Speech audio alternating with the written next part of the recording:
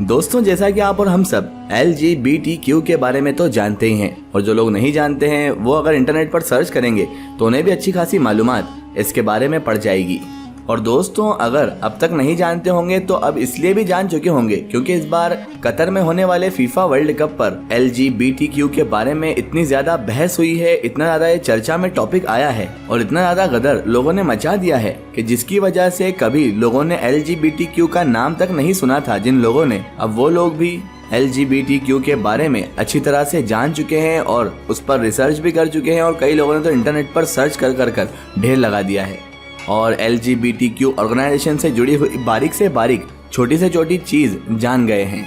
अब जाहिर सी बात है दोस्तों, LGBTQ में अगर हम अलग अलग वर्ड को देखें तो यहाँ पर अलग अलग वर्ड हर एक फॉर्म को, अलग अलग चीज को डिफाइन करता है। मिसाल के तौर पर दोस्तों, L का मतलब होता है लेस्बियन, G का मतलब गे होता है, B का मतलब बायसेक्सुअल होता है, और इसमें जो T है दोस्तों उसका मतलब होता है ट्रांसजेंडर, यानी वो लोग जो अपने जेंडर को ट्रांसफर करवा लेते हैं, अपने जेंडर को चेंज करवा लेते हैं, उन्हें ही ट्रांसजेंडर कहा जाता है। यानी फिजिकली तौर पर बॉडी के हिसाब से या तो कोई मर्द से औरत बन जाता है या औरत मर्द बन जाते हैं। और दोस्तों, ऐसे लोगों को ही ट्रांसजेंडर के नाम से जाना जाता है। फिलहाल दोस्तों, अभी हमारी दुनिया में जब ट्रांसजेंडर को लेकर ही चर्चा चल रही थी, बहुत ज्यादा ये टॉपिक ट्रेंड में था, इसी बीच दोस्तों अब एक हमारी दुनिया में ट्रांस स्पीशीज नाम की एक और कम्युनिटी सामने उभर कर आई है। जी हाँ दोस्तों, नाम सुनने में अजीब है, लेकिन ये कम्युनिटी हमारी दुनिया में अभी अभी उभर कर आई है। बल्कि आप ये भी कह सकते हैं कि ये कम्युनिटी भी हद से ज्यादा चर्चा में अब आ चुकी है। ट्रांस स्पीशीज नाम की इस कम्युनिटी से ताल्लुक रखने वाले ज्यादातर लोग दोस्तों यूरोप और अमेरिका के रहने वाले हैं। मगर दोस्तों, अब सवाल यहाँ पर यही उठता है इस नाम को देखते हुए कि ट्रांसजेंडर तो समझ में आता है कि जो अपना जेंडर चेंज कर ले, लेकिन ये ट्रांस स्पीशीज क्या है?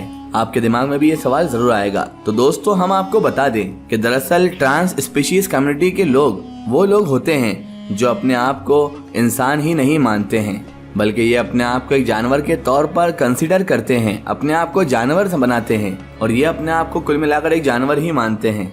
इनमें से कोई अपने आप को दोस्तों कुत्ता कहता है, तो कोई अपने आप को बिल्ली कहता है, तो कोई अपने आप को लोमड़ी समझता है। इनके मुताबिक ये किसी जानवर की अलग अलग किस्मों में से हैं, लेकिन बायोलॉजिकल के मुताबिक ये इंसानी नस्ल में पैदा हो गए हैं, असल में ये जानवर ही हैं।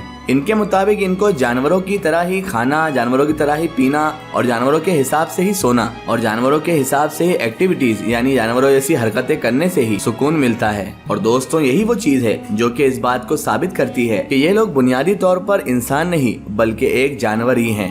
अब दोस्तों, अगर हम बात करें ट्रांस स्पीशीज नाम की इस कम्युनिटी के इतिहास के बारे में, इसकी हिस्ट्री के बारे में, तो दोस्तों हम आपको बताते चलें कि इस तरह की सोच रखने वाला पहला इंसान हमारी इस पूरी दुनिया में आज से लगभग 30 साल पहले यानी कि 1990 में खुलकर सामने आया था, जाहिर हुआ था। और इस कम्युनिटी का दोस्तों ये सबसे पहला जो इंसान था वो दरअसल अमेरिका की ही यूनिवर्सिटी के जिसका नाम केंटकी है उसका स्टूडेंट हुआ करता था। इस स्टूडेंट ने अपने जैसी सोच रखने वाले सभी लोगों को इकट्ठा करने के लिए, एक ग्रुप बनाने के लिए सबसे पहले एल्फेनकाइंड नाम की एक वेबसाइट बनाई और उसके बाद उस पर ही इस तरह के लोगों को इकट्ठा करना इसने शुरू कर दिया। और देखते ही देखते दोस्तों सिर्फ अगले 5 साल के अंदर यानी 1995 तक इन लोगों की तादाद दोस्तों इतनी ज्यादा बढ़ चुकी थी, इतनी ज्यादा हो चुकी थी कि इन लोगों ने 6 फरवरी 1995 के दिन बकायदा अपना एल्विन मेंशन मैनिफेस्टो नाम का एक डॉक्यूमेंट भी जारी कर दिया, जिसको आप एक तरह से इन लोगों का कॉन्स्टिट्यूशन भी कह सकते हैं दोस्तों। और उसके बाद दोस्तों लगातार इनकी कम्युनिटी और इनके लोग धीरे धीरे पूरी दुनिया में फैलते गए और लोग इनके बारे में जानते गए। और दोस्तों आज सिनेरियो कुछ ऐसा बन गया है कि पूरी दुनिया में बाकायदा दोस्तों ट्रांस स्पीशीज लोगों की कम्युनिटी अच्छी तादाद में पूरी दुनिया में मौजूद है और ये एक बड़ी कम्युनिटी बन चुकी है। एक ऐसी कम्युनिटी जो अपने आप को 2 पैरों पर चलने वाला एक जानवर मानती है। दोस्तों हम आपको यहाँ पर ये भी बताते चलें कि इस कम्युनिटी को अदर स्किन के नाम से भी जाना जाता है। इस कम्युनिटी से ताल्लुक रखने वाले ज्यादातर लोगों का ये मानना है दोस्तों दरअसल ये लोग पिछले जन्म में एक जानवर ही हुआ करते थे, मगर इस बार गलती से इन लोगों की रूह एक इंसान में दाखिल हो गई है, इसीलिए ये जानवर बने घूमते रहते हैं। इसके अलावा दोस्तों इसी कम्युनिटी के बहुत सारे ऐसे लोग हैं कि जो पिछले जन्म जैसी चीजों पर यकीन तो नहीं रखते हैं और इन चीजों को नहीं मानते कि पिछले जन्म में जानवर थे। वो दरअसल दोस्तों किसी बायोलॉजिकल एरर को ही अपने इंसान होने की, अपने इंसान बन जाने की सबसे बड़ी वजूहात मानते हैं दोस्तों। फेसबुक और यूट्यूब जैसे बड़े बड़े सोशल मीडिया प्लेटफॉर्म पर भी दोस्तों आप लोगों को इन जैसे लोगों के बहुत सारे चैनल्स, बहुत सारी आईडीज और बहुत सारी वीडियोस मिल जाएंगे। और उन चैनल्स पर दोस्तों बहुत सारी ऐसी वीडियोस अपलोड करते हैं कि जिसमें ये जानवर जैसा बन के और जानवरों जैसी बहुत सारी एक्टिविटीज और बहुत सारी ऐसी हरकतें करते रहते हैं। इस तरह की वीडियो ही दुनिया भर के ज्यादातर लोगों के लिए हद से ज्यादा अजीब, बल्कि उससे ज्यादा तो हैरान कर देने वाली भी होती है दोस्तों। मिसाल के तौर पर दोस्तों अभी आपको स्क्रीन पर एक फोटो दिखाई दे रही होगी, इन्हें ही देख लीजिए। इन्हें देखकर आप खुद बोलेंगे कि ये इंसान तो हो ही नहीं सकता, ये कोई जानवर ही है। और दोस्तों इनका नाम डेनिस एवनर है। ये दरअसल दोस्तों इस कम्युनिटी की एक ऐसी मेंबर हैं जो पूरी के पूरी दुनिया में हद से ज्यादा मशहूर होने के साथ साथ बहुत यूनिक भी दिखती हैं। इनकी शोहरत का अंदाजा दोस्तों आप इस बात से भी लगा सकते हैं कि इनका नाम बड़े बड़े वर्ल्ड रिकॉर्ड में भी दर्ज हो चुका है, यहाँ तक कि Guinness book of world record में भी। ये अपने आप को स्टॉकिंग कैट के नाम से पुकारा करते थे। ये इसी नाम से पूरी दुनिया में जाने और पहचाने भी जाते थे। अब जहाँ तक सवाल Guinness book of world record का है तो उसमें इनका नाम इसीलिए दर्ज हुआ है क्योंकि ये इस कम्युनिटी के एक ऐसे इंसान है दोस्तों कि जिन्होंने सबसे लंबे वक्त तक एक बिल्ली का हुलिया बनाए रखा था, यानी खुद बिल्ली बन गए थे बहुत लंबे समय के लिए दोस्तों। और बहुत लंबे समय तक इन्होंने एक बिल्ली की तरह ही खाया पिया और उसकी तरह एक्टिविटी की और बिल्ली की तरह ही इन्होंने जिंदगी गुजारी थी। और इन्होंने एक बिल्ली का रूप लेने के लिए ही दोस्तों अपने ऊपर हजारों डॉलर्स खर्च कर दिए थे। और उसके बाद दोस्तों ये एक हार्डवेयर स्टोर के पिछले हिस्से में जाकर बिल्ली की तरह ही रहने लगे थे। जैसे बिल्ली कहीं पर भी घर बनाकर रहती है वैसे ये भी हार्डवेयर स्टोर के पीछे जाकर अपना घर बनाकर रह रहे थे। वहाँ पर डेनिस की जिम्मेदारी चूहों को अंदर आने से या फिर दूसरी चीजों को नुकसान पहुँचाने से रोकना था।